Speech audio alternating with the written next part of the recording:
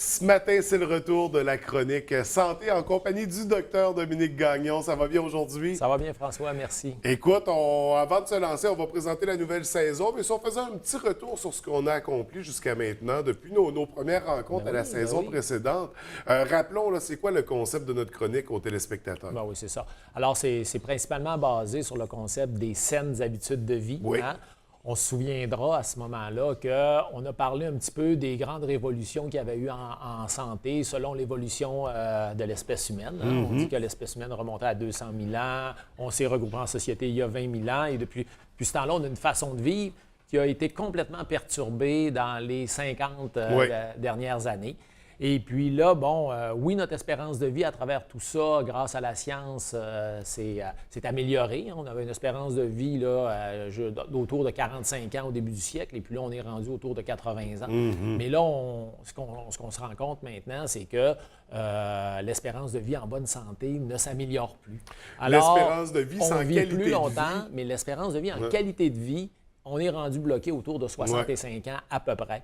Ce qu'on constate aussi, c'est que les coûts en santé, avec toutes ces recherches-là, explosent aussi, le vieillissement de la population.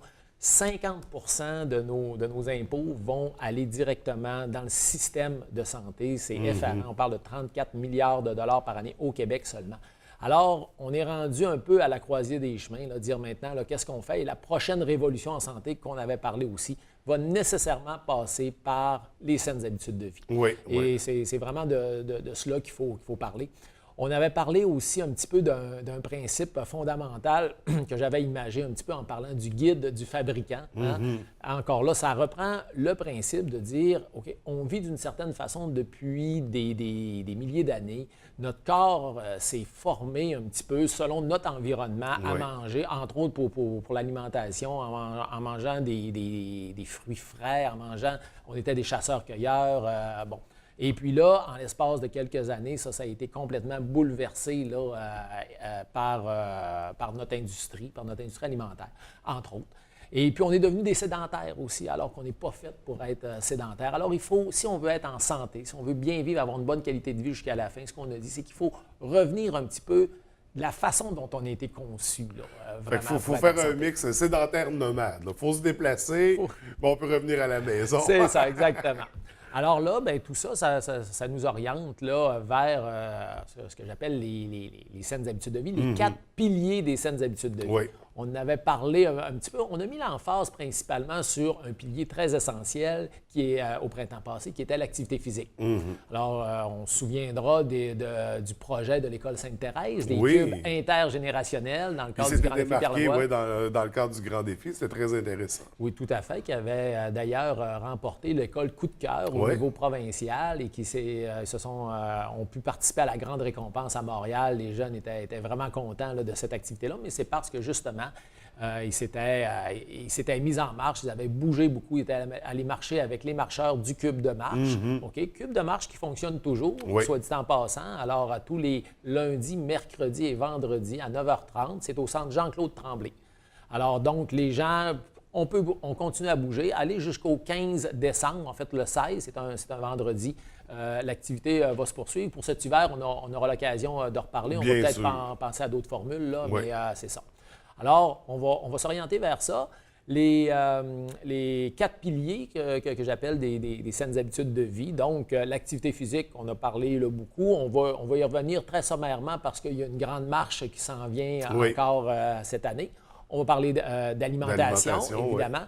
On va parler également des saines habitudes de vie au niveau de la santé préventive, dont l'arrêt du tabac, évidemment, là, qui est encore, malheureusement, un fléau moindre que ce que c'était, mais qui entraîne là, des conséquences assez évidentes. Et également aussi, dans les saines habitudes de vie, on va parler des saines relations interpersonnelles.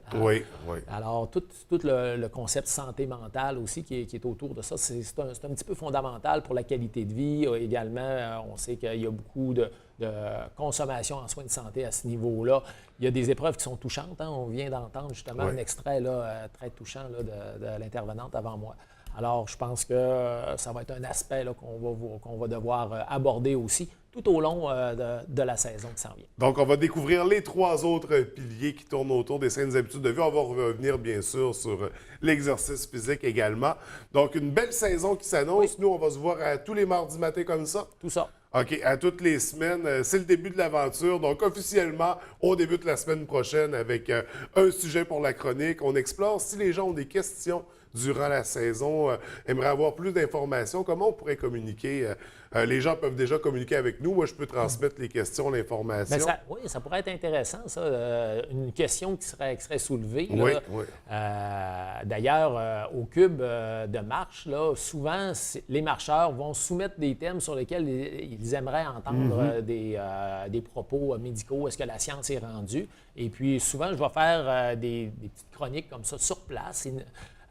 On pourrait prendre le même concept à ce moment-là, que les gens, les auditeurs ici, les téléspectateurs communiquent avec la station, vous transmettent des sujets, des questions. Ça va vous faire plaisir de pouvoir y répondre. Donc, les gens peuvent envoyer leurs questions à info@tvdl.tv. Donc, n'hésitez pas, on tentera de démystifier, d'explorer et de répondre à ces questionnements-là tout au long de la saison, en plus des thèmes qu'on va présenter à chaque semaine.